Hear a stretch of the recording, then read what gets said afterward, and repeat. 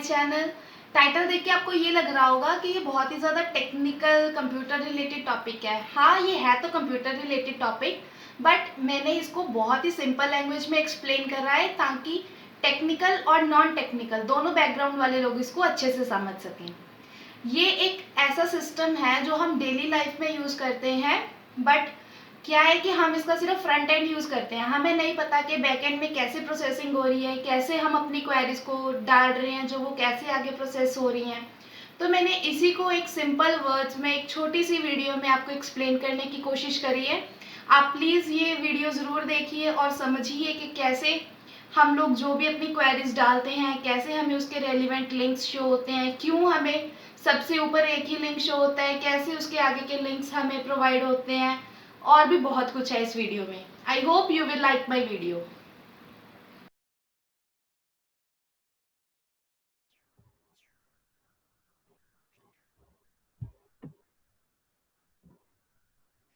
So let's start with the information retrieval, right? तो मैंने आपको पहले ही बताया कि मैं कंप्यूटिंग वर्ड्स बहुत बहुत बहुत कम यूज़ करूँगी। इनफैक्ट मेरी कोशिश यही है कि मैं यूज़ ना करूँ, राइट? मैं आपको एक सिंपल वर्ड्स में समझाऊंगी कि इंफॉर्मेशन रिट्रीवल होता क्या है और कैसे वर्क करता है, कैसे आप गूगल में अपनी क्वेरी लिखते हो, यूट्यूब पे आप लिखते हो जो आपको सर्च करना है, कैसे वो जाके सर्वर पे मैच करता है इतने सारे डॉक्यूमेंट्स के साथ, कैसे वो आपको आपके रेलिवेंट इंफॉर्मेशन प्रोवाइड करता है। ओके, ये मैं इसीलिए शेयर कर रही हूँ क्योंकि आज के टाइम पे बहुत इंपॉर्टेंट है कि जो भी चीज़ आप यूज़ कर रहे हो आपको पता हो कि वो कैसे वर्क कर रही है। चाहे आप टेक्निकल बैकग्राउंड से हो चाहे नहीं हो, बट फिर भी आपको नॉलेज होनी चाहिए कि जो भी चीज़ आप यूज़ कर रहे हो वो एक्चुअल में वर्क कैसे कर रही है, राइट? तो सबसे पहले हम बात करते हैं वर्ड इंफॉर्मेशन की, जो हमारे टॉपिक का सबसे मेन वर्ड है इंफॉर्मेशन। जो टेक्निकल बैकग्राउंड से हैं उनको इस वर्ड का मतलब अच्छे से पता है कि इंफॉर्मेशन क्या होती है, बट अगर मैं इसको लेमैन्स लैंग्वेज यानी कि सिंपल वर्ड्स में बोलूँ तो इंफॉर्मेशन होती है एक ऐसी चीज, एक ऐसा डेटा जिसको पढ़ते ही, जिसको देखते ही आपको समझ में आ जाए कि वो डेटा आपको क्या समझाना चाह रहा है, राइट? जो डेटा होता है अपना वो रॉ फैक्ट्स एंड फिगर्स होता है। रॉ फैक्ट्स एंड फिगर्स मतलब जैसे आप ये फर्स्ट टेबल देख रहे हो, इसमें क्या है? फैक्ट्स एंड फिगर्स हैं। फैक्ट्स जैसे first name, number, father name, last name, हमारे पास ये सब है, राइट? बट इनका एक स्पेशल ऑर्डर होना चाहिए जो कि यहाँ पे मिसिंग है, ठीक है? तो हम इस फर्स्ट टेबल को क्या बोलेंगे? डेटा, कि ये हमारे पास एक डेटा है, हमें पता है कि हमें ये डेटा यूज करना है। उसके बाद मैंने इसको सेकेंड टेबल में क्या करा? रिफाइन करा।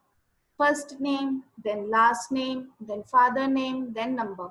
अब इस टेबल को देख के आप समझ सकते हो कि अच्छा ये रमन के रिलेटेड इंफॉर्मेशन है, जिसका फर्स्ट नेम रमन है, लास्ट नेम ये है, फादर नेम ये है, कॉन्टेक्ट नंबर ये है। ये मैंने एग्जाम्पल के लिए सिर्फ 4 फील्ड लिए हैं या फिर 4 कॉलम लिए हैं। आप इसमें बहुत कुछ हो सकता है, जैसे उसकी स्टडी से रिलेटेड डिटेल्स हो सकती हैं, उसकी फैमिली रिलेटेड डिटेल्स हो सकती हैं, बहुत कुछ हो सकता है, राइट?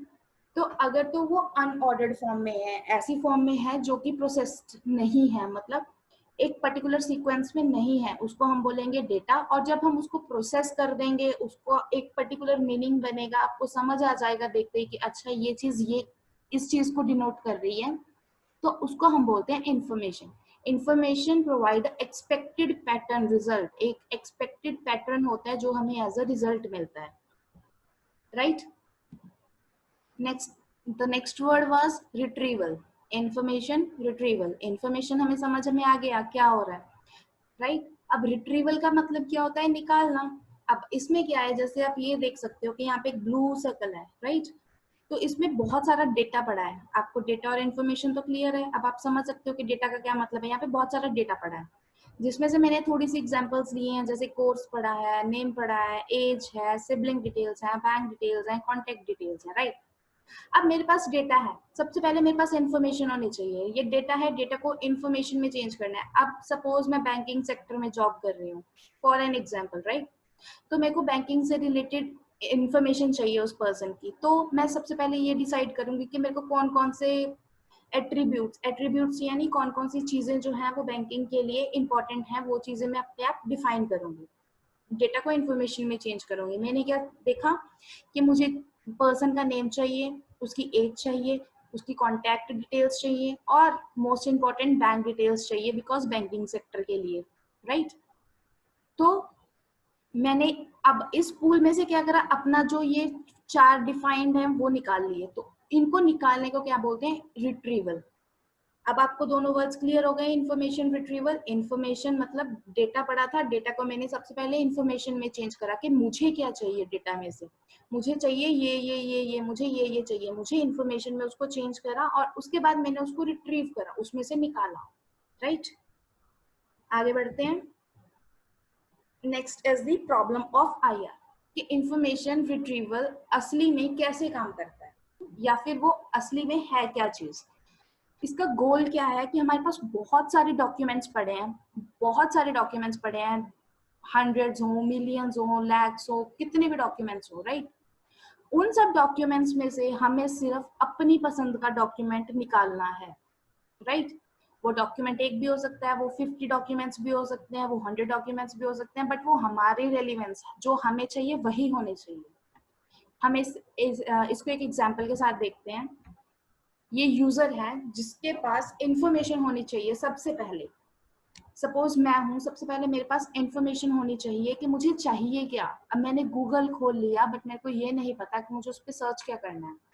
फिर मैंने सोचा कि हाँ ठीक है, मुझे सर्च करना है ट्रेंडिंग कंप्यूटर टॉपिक्स, कुछ भी हो सकता है, राइट।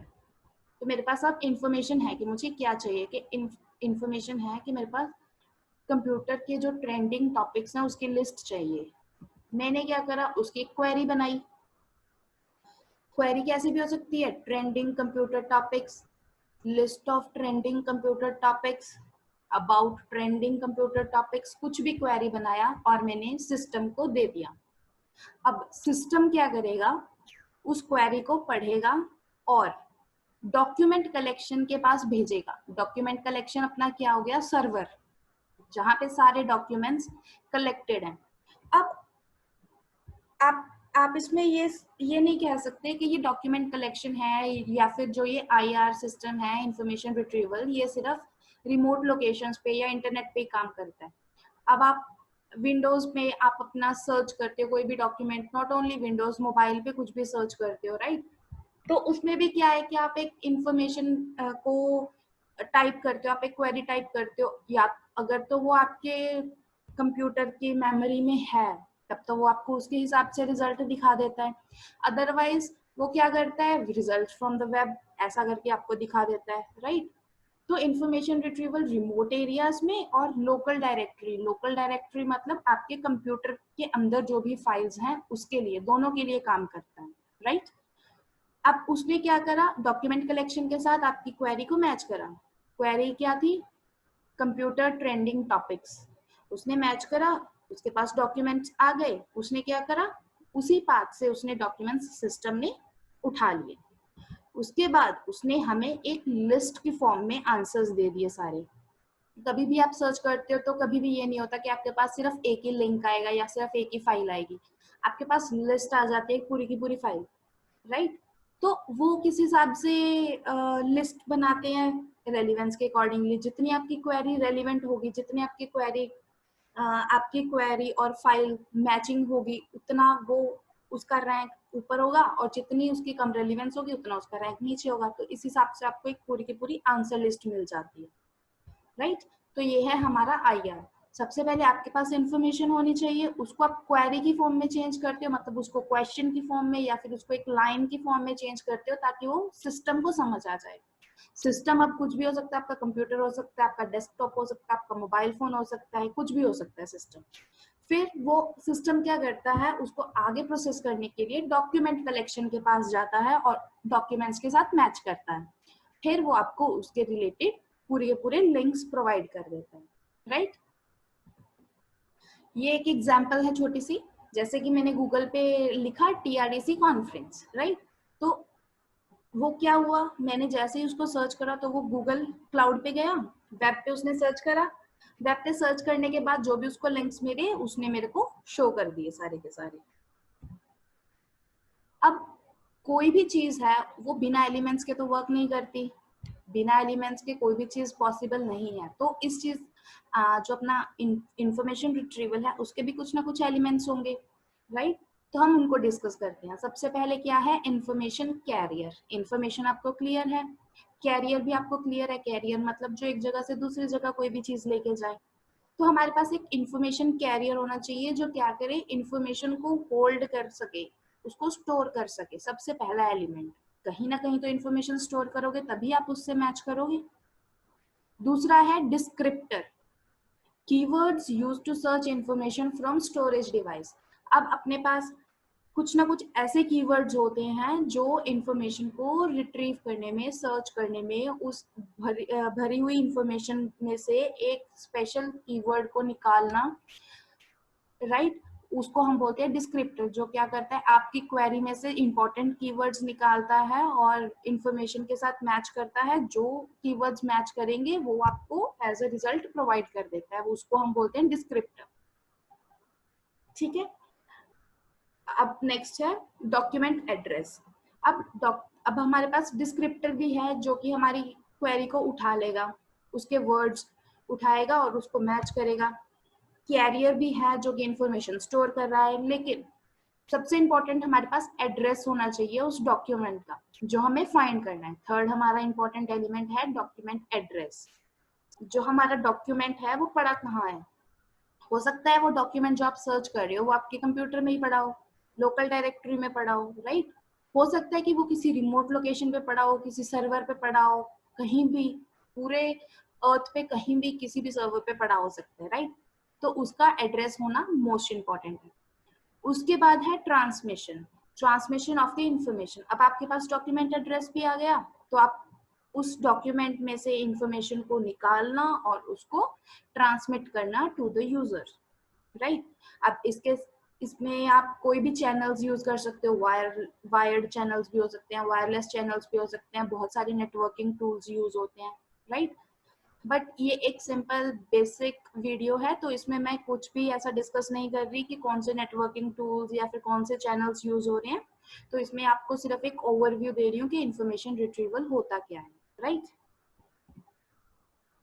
अब उसके फंक्शंस क्या है, हमने सिस्टम बना लिया। अब वो सिस्टम ही किस काम का, जिसका कोई काम ना हो, जिसके कोई फंक्शंस ही डिफाइन ना हो। तो आईआर के फंक्शंस डिफाइन करना बहुत इंपॉर्टेंट है। सबसे पहले है एक्विजिशन। एक्विजिशन में क्या है, collect information from different sources. अब डिफरेंट सोर्सेज से इंफॉर्मेशन कलेक्ट करना, अब ये तो पॉसिबल नहीं है कि सारी के सारी इंफॉर्मेशन मैं ही अपलोड कर सकती हूँ, राइट? और ना ही ऐसा कभी पॉसिबल हो सकता है कि कोई एक ही इंसान या फिर कोई एक ही चीज सारी की सारी आपको इंफॉर्मेशन प्रोवाइड करे, राइट? तो इसके लिए आपको डिफरेंट डिफरेंट सोर्सेज चाहिए होते हैं। वो सोर्सेज कुछ भी हो सकते हैं, हो सकता है कि वो आप हो सकता है कि वो कोई कंपनी हो सकता है कि वो कोई कोई भी ऐसी स्टेट हो या सिटी हो या कंट्री हो, राइट? तो डिफरेंट डिफरेंट सोर्सेज हैं जो कि डेली इंफॉर्मेशन अपलोड करते हैं। हमारे सिस्टम के पास इंफॉर्मेशन जाती है, जैसे कि आप हर मिली सेकेंड, हर नैनो सेकेंड में इंफॉर्मेशन बढ़ रहा है, राइट? आप आजकल आप जैसे गूगल यूज कर रहे हो, गूगल आपकी हर एक चीज का ट्रैक रखता है। आप कहाँ जा रहे हो, कहाँ आपकी लोकेशन अभी क्या थी, 2 सेकंड में कहाँ है, क्या नहीं है, तो वो सारा चीज को कलेक्ट करके वो क्या बना रहा है कि इंफॉर्मेशन बना रहा है, राइट? उसके बाद है कंटेंट एनालिसिस। अब बहुत सारा इंफॉर्मेशन है, अब उसका एनालिसिस करना जरूरी है कि वो चीज इंपॉर्टेंट है या नहीं है, वो चीज रखने लायक है या नहीं है। इंफॉर्मेशन तो कलेक्ट कर लिया बट उसको फिर एनालाइज करना पड़ता है। जो चीज वैल्यूएबल है उसको रखना और जो चीज वैल्यूएबल नहीं है उसको डिलीट करना या फिर उसको इग्नोर करना, उसको बोलते हैं कंटेंट एनालिसिस। उसके बाद है रिप्रेजेंटेशन। अब हमने इंफॉर्मेशन को क्या किया, रिफाइन कर लिया। रिफाइन कर लिया इन द सेंस कि हमने वैल्यूएबल जो हमें जरूरत है वो इंफॉर्मेशन रख लिया। उसके बाद उसको रिप्रेजेंट करना ताकि वो सामने वाले को समझ आ जाए। अब जो मेरे पास इंफॉर्मेशन थी वो मैंने एक पीपीटी की फॉर्म में रिप्रेजेंट करा ताकि आप उसको देख सको, पढ़ सको, समझ सको, राइट? इस तरह से उसको रिप्रेजेंट करना। अब उसके बाद है फाइल क्रिएशंस। अब कंटेंट जो है वो ये तो जरूरी नहीं है कि जैसे इस टॉपिक पे मैंने वीडियो बनाया, अब जरूरी नहीं कि पूरी अर्थ पे सिर्फ मैंने ही वीडियो बनाया, बहुत सारे लोग होंगे जिन्होंने सेम टॉपिक पे अलग अलग तरीके की वीडियोस बनाई होंगी, लेकिन उनका क्या होगा, फाइल एक ही रहेगा इंफॉर्मेशन रिट्रीवल का। तो ऐसे मतलब उसको सिस्टमेटिक वे से ऑर्गेनाइज करना ताकि सिस्टम को ढूंढने में आसानी रहे, राइट। अगला है क्रिएशन ऑफ सर्च मेथड्स। अब अपने पास फाइल्स बन गई हैं, अब कुछ ना कुछ मेथड्स लगाने पड़ेंगे अपने को, जिससे कि हम लोग क्या कर सके कि फाइल्स को सर्च कर सके और उनमें से जो हमें इंफॉर्मेशन चाहिए उसको रिट्रीव कर सके। कुछ ना कुछ लॉजिक लगाना पड़ेगा। अब जैसे आप लाइब्रेरी में जाते हो तो क्या करते हो, बुक्स आपको ढूंढनी है तो आप पहले पर्टिकुलर बुक का सेक्शन ढूंढते हो कि हाँ मुझे ये बुक चाहिए, फिर उसके बाद आप उस बुक सेक्शन में से पर्टिकुलर ऑथर ढूंढते हो कि हाँ मुझे इसी ऑथर की बुक चाहिए। सेम इसमें काम करता है, राइट। कि एक पूरी की पूरी लाइब्रेरी बन जाती है फाइल्स की, और उसके बाद हमें देखना पड़ता है कि हाँ हमें इस नाम की फाइल चाहिए, फिर इस फाइल में आगे क्या चाहिए, राइट। तो ये हैं इसके फंक्शंस। अब इसके इंपॉर्टेंट स्टेप्स क्या हैं। सबसे पहले है एलिमिनेटिंग टैग्स। अब जो टेक्निकल बैकग्राउंड से उनको तो पता है कि टैग्स क्या होते हैं, नॉन टेक्निकल वाले कैसे समझोगे, जैसे ये मैंने ये लिख रखा है हेड, राइट, टाइटल। अब ये जो एंगुलर ब्रैकेट्स हैं, ये जो लेस देन ग्रेटर देन वाले साइंस हैं, इनको बोलते हैं टैग्स, राइट। तो इन सबको अब डिलीट करना पड़ता है, एलिमिनेट करना पड़ता है, क्योंकि जैसे आप अगर ये एग्जाम्पल की फर्स्ट 4 लाइंस देखोगे तो आपको समझ में नहीं आएगा कि कंटेंट कहाँ है, क्या लिखा है क्या नहीं लिखा है, राइट। और अगर ऐसे ही आपको वेबसाइट पे मिलेगा कंटेंट तो आपको कुछ भी समझ में नहीं आएगा।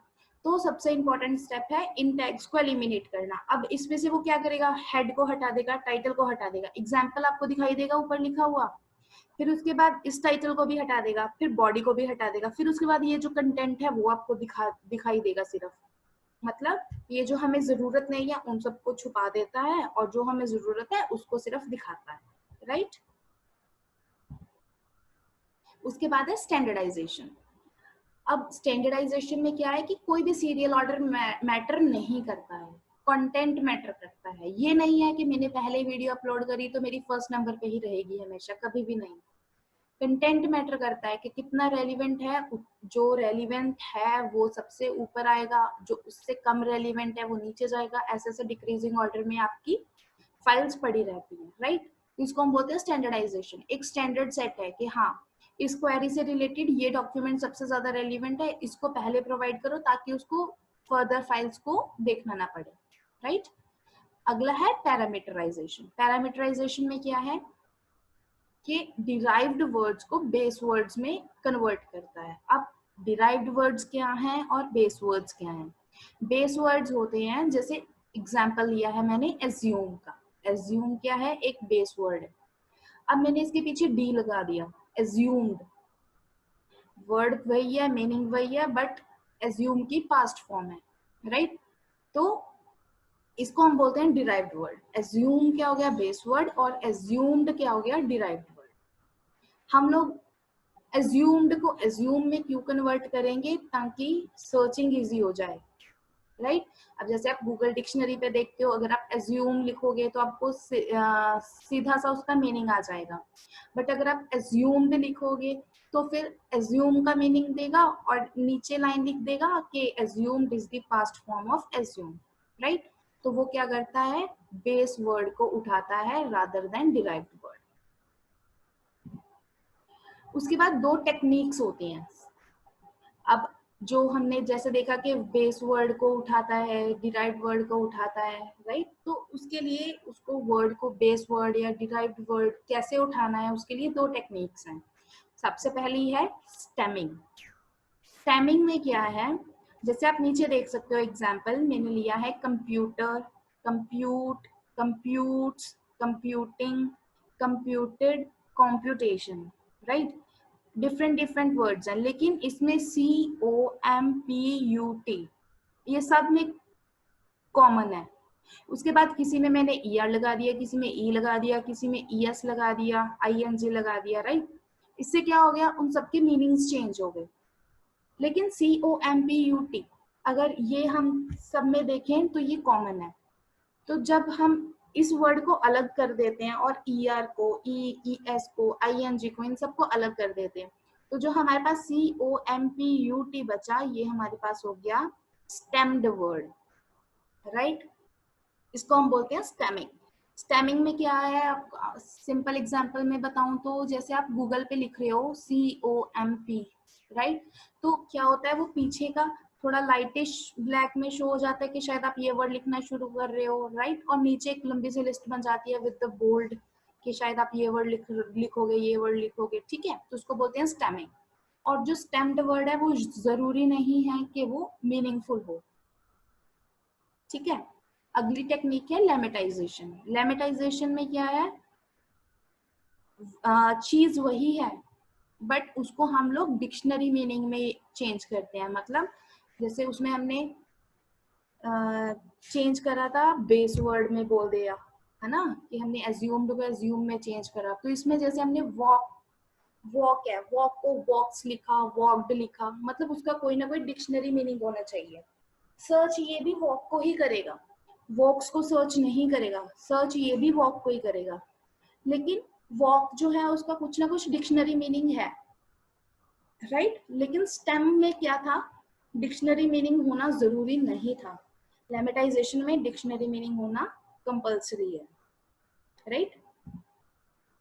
उसके बाद हमने सब कुछ कर लिया, उसको स्टैंडर्ड फॉर्म में भी चेंज कर लिया, फाइल की लोकेशन देख ली, सब कुछ देख लिया। अब हमें कैसे पता कि हम फाइल को कैसे मैच करेंगे, फाइल में क्वेरी को कैसे मैच करना है। सबसे पहले है स्ट्रिंग मैचिंग। स्ट्रिंग मैचिंग में क्या है कि स्ट्रिंग होती है, जैसे मैं आपको एक एग्जांपल दिखाती हूँ, ये रहा ब्रूटे फोर्स। ब्रूटे फोर्स एक एल्गोरिदम है, एल्गोरिदम की डेप्थ में हम नहीं जाएंगे, वो बहुत ज्यादा टेक्निकल हो जाएगा फिर। तो एक एग्जांपल के लिए ब्रूटे फोर्स में क्या है, जैसे आप नीचे देख सकते हो, ये लाइन है, 2 roads डाइवर्ज्ड in a yellow would, right. ये क्या है, हमारे पास एक फाइल है, तो इस फाइल में हमने क्या करा कि हमें रोड्स वर्ड फाइंड करना है, राइट। तो ब्रूटे फोर्स में क्या है कि वो रोड्स उठाएगा जो हमने क्वेरी पास करी, और उसके पास फाइल थी 2 roads डाइवर्ज्ड in a yellow would, okay. तो वो क्या करेगा, हम कर रहे हैं इसमें स्ट्रिंग मैचिंग, ठीक है। स्ट्रिंग मैचिंग में तो वो क्या करेगा, रोड्स का आर उठाएगा, सबसे पहला वर्ड, ठीक है, आर उठाएगा, और जो हमारे पास पूरी की पूरी ऊपर लाइन थी उसका टी उठाएगा, ठीक है। वो आर को टी से मैच करेगा, मैच हुआ नहीं हुआ तो वो आर को ही उठा के रखेगा, बट टी का अगला वर्ड उठाएगा जो कि है डब्लू, तो वो डब्लू से मैच करेगा।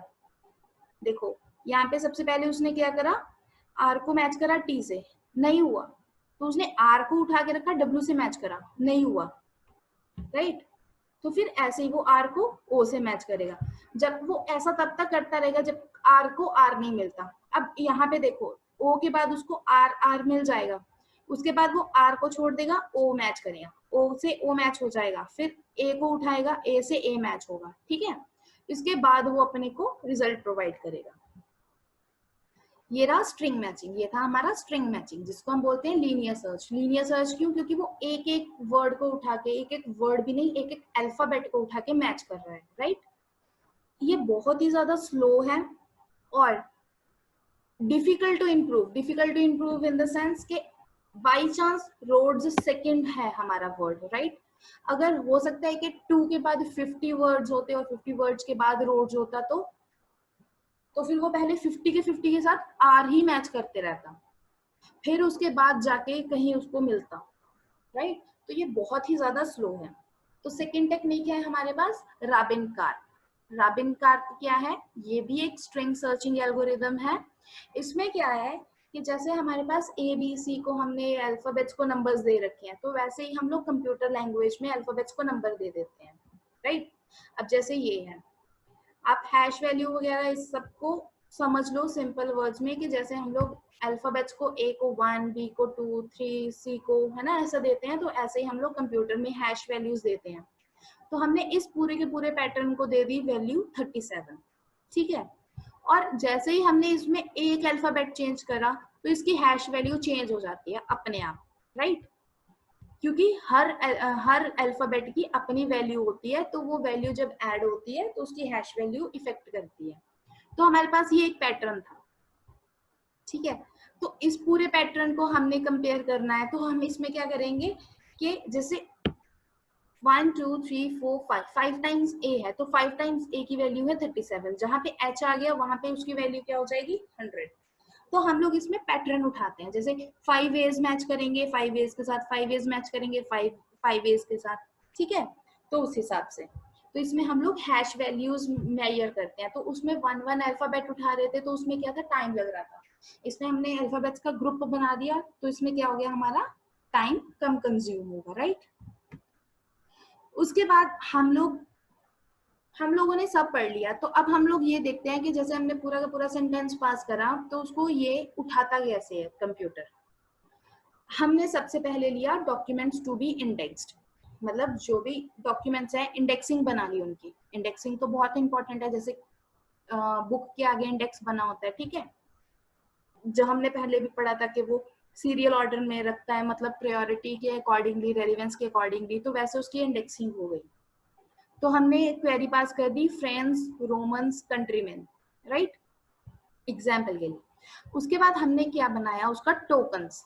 टोकन्स बनाने के लिए हमने क्या किया, कीवर्ड्स, जो हमने पहले ही पढ़ा था ना कि उसको कीवर्ड्स चाहिए होते हैं सर्चिंग के लिए।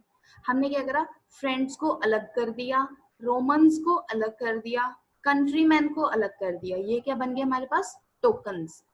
उसके बाद लिंग्विस्टिक मॉड्यूल्स, मतलब उसको हमने क्या करा, बेसिक बेस वर्ड्स में चेंज करा, राइट। फ्रेंड्स क्या है, डिराइव्ड वर्ड है, उसको हमने चेंज करा बेस वर्ड में, फ्रेंड। रोमन्स को हमने चेंज करा रोमन में, कंट्री मैन को चेंज करा हमने कंट्री मैन में, राइट। तो उसके बाद हमने उसका क्या करा, इंडेक्सिंग करा, और उसके बाद जो था हमारे पास हमारा डॉक्यूमेंट आ जाएगा, राइट। अब जैसे ये रहा डॉक्यूमेंट है, सबसे पहले उसकी इंडेक्सिंग होगी, उसके बाद हमारे पास कीवर्ड्स प्रोड्यूस हो जाएंगे इंडेक्सिंग के बाद। इस साइड पे अगर हम जाएं तो हमने क्या किया, क्वेरी पास करी, क्वेरी की भी इंडेक्सिंग होगी, क्वेरी में भी कुछ ना कुछ कीवर्ड्स होंगे। अब जैसे हमने क्या क्वेरी ली थी, ट्रेंडिंग कंप्यूटर टॉपिक्स, तो उसके कीवर्ड्स हो गए trend, computer, topic, right.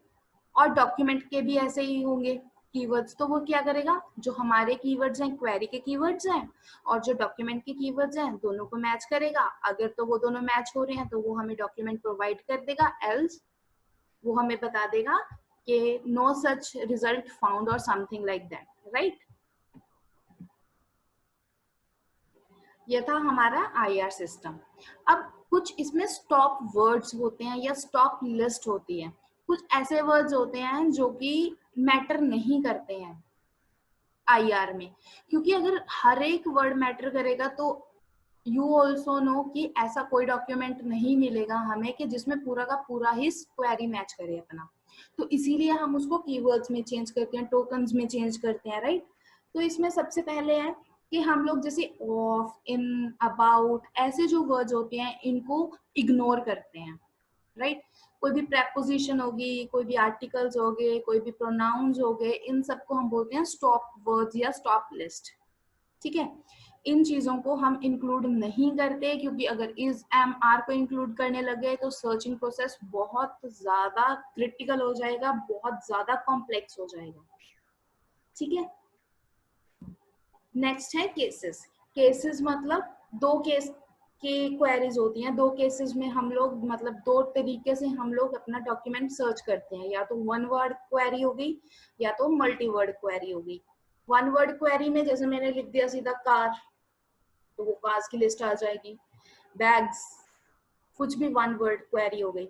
Multi word में क्वेरी कैसी हो गई, जैसे list of cars of this brand और something like that, bags of this, right, lectures of this teacher, right। तो वो क्या होगी हमारी multi word query. One word query में हम सिर्फ एक ही वर्ड दे रहे हैं, मल्टी वर्ड क्वेरी में हमारी जो क्वेरी है उसमें बहुत सारे वर्ड्स हो सकते हैं, राइट। अब IR challenges in big data. सबसे पहले बिग डेटा। बिग डेटा क्या है, बिग डेटा का मतलब है डेटा का वॉल्यूमिनस होना, मतलब बहुत बड़ा डेटा है हमारे पास और उसमें से हमें अपना इंफॉर्मेशन निकालना। अब बिग डेटा मतलब big data in the sense आप ये लगा लो कि हर नैनो सेकंड में, जैसे हमने बात करी कि आपका डेटा जो है वो अपलोड हो रहा है गूगल पे, आप अपनी फेसबुक पे फोटोज डाल रहे हो, आप यूट्यूब पे वीडियोस देख रहे हो, आप कुछ भी सर्च कर रहे हो, वो सब आपकी जो हिस्ट्री है वो सारा स्टोर हो रहा है, राइट। उसके बाद जो भी आपकी मेल्स आ रही हैं, जो भी आप किसी पर्सन से कांटेक्ट कर रहे हो, जो भी चीज है वो सारा आपका अपलोड हो रहा है। ये सिर्फ एक पर्सन का हुआ, और दुनिया भर का आप मिलाओगे तो वो एक बहुत बड़ा डेटा बन जाता है, जिसको हम big data as a big data समझ सकते हैं, राइट। बट ये इसकी प्रॉपर डेफिनेशन नहीं है, बट इसको सिंपल लैंग्वेज में समझाने के लिए मैंने ये आपको एक एग्जांपल दिया। तो इसमें क्या चैलेंजेस हैं जो हमें आईआर सिस्टम में देखने पड़ते हैं? सबसे पहले है interaction, same data but different words of quarrying. अब इंटरेक्शन मतलब डेटा एक ही चाहिए, मेरे को भी वही डेटा चाहिए, आपको भी वही डेटा चाहिए, बट क्वेरी हमने अलग अलग करी। कैसे? मैं पंजाब से हूँ, मैंने पंजाबी में क्वेरी डाल दी, राइट। आप किसी और स्टेट से हो, आपने हिंदी में या आप अपनी रीजनल लैंग्वेज में क्वेरी डाल दी, राइट। फॉर एग्जाम्पल हम सॉन्ग्स की बात कर लेते हैं। आपने क्वेरी डाली कि मुझे XYZ सिंगर के सॉन्ग्स की लिस्ट चाहिए, राइट। किसी और ने डाली I want the list of songs of XYZ singer. मैंने डाल दी मैनू XYZ सिंगर दे गाणियां की लिस्ट चाहिए, राइट। क्वेरी एक ही है, डेटा एक ही चाहिए, बट कितने डिफरेंट वेज हो गए। ये तो मैंने सिर्फ 3 की एग्जांपल दी, आप समझ सकते हो हमारे इंडिया में ही कितनी लैंग्वेजेस हैं और कितनी लैंग्वेजेस में आप क्वेरीज पास कर सकते हो। तो इसलिए हर लैंग्वेज में क्वेरी होना, हर लैंग्वेज में डेटा होना, वो भी बहुत बड़ा, मतलब बहुत बड़ा डेटा हो जाएगा अपने पास। तो बहुत मुश्किल है कि हर एक लैंग्वेज में उस डेटा का प्रेजेंट होना। अब ये तो पॉसिबल नहीं है कि एक ही फाइल जो है वो 118 प्लस लैंग्वेजेस में आप अपलोड कर सको, राइट। इससे क्या होता है, सिस्टम बहुत कॉम्प्लेक्स हो जाता है। अब अगर एक ही फाइल 200 लैंग्वेजेस में है, तो बाकी की जो मिलियंस ट्रिलियंस फाइल्स हैं वो अगर 200 लैंग्वेजेस में हुई, तो आप खुद सोच सकते हो कि कितना डेटा हो जाएगा। उसके बाद है बिजनेस इंफॉर्मेशन। बिजनेस इंफॉर्मेशन मतलब हिस्टोरिकल डेटा भी चाहिए, करंट डेटा भी चाहिए। सिंपल लैंग्वेज में आप समझे तो बैंक चले जाओ, कई बार हम लोगों को ITR के लिए स्टेटमेंट्स, बैंक स्टेटमेंट्स चाहिए होती हैं, राइट। तो हम लोग तो जाके बोल देते हैं उनको कि हमें 2018 की डिटेल्स निकाल के दे दो, तो वो क्या बोलते हैं हमें कि आप ऐसा ऐसा करके वेब से निकाल लीजिए। तो उन्होंने हमारा हिस्टोरिकल डेटा भी स्टोर करके रखा हुआ है, और करंट डेटा तो उनके पास होता ही होता है। तो हिस्टोरिकल डेटा मतलब जब से आपका अकाउंट खुला है तब से लेके अब तक का सारा डेटा, राइट। तो कितना डेटा हो गया एक पर्सन का, और वर्ल्ड के पर्सन्स का कितना डेटा हो गया, और उसमें से डिसीजन मेकिंग, पूरा का पूरा डेटा उठा के आपको डिसीजन लेने पड़ते हैं, जैसे, राइट। जैसे लोन का डेटा हो गया कि वो पर्सन था, हाँ उसने इस साल लोन लिया था, फिर वो उसने लोन पे करा नहीं करा, उसको आगे लोन देना चाहिए नहीं देना चाहिए, क्या करना चाहिए क्या नहीं करना चाहिए, राइट। तो ये सब बहुत कॉम्प्लेक्स हो जाता है आईआर सिस्टम के लिए, क्योंकि पहले उसका पूरा हिस्टोरिकल इंफॉर्मेशन निकालना, फिर उसका करंट इंफॉर्मेशन निकालना, फिर उन दोनों को रीमैच करना, राइट। उसके बाद है सेंटिमेंट एनालिसिस। सेंटिमेंट एनालिसिस मतलब सेंटिमेंट्स तो आप समझ ही सकते हो।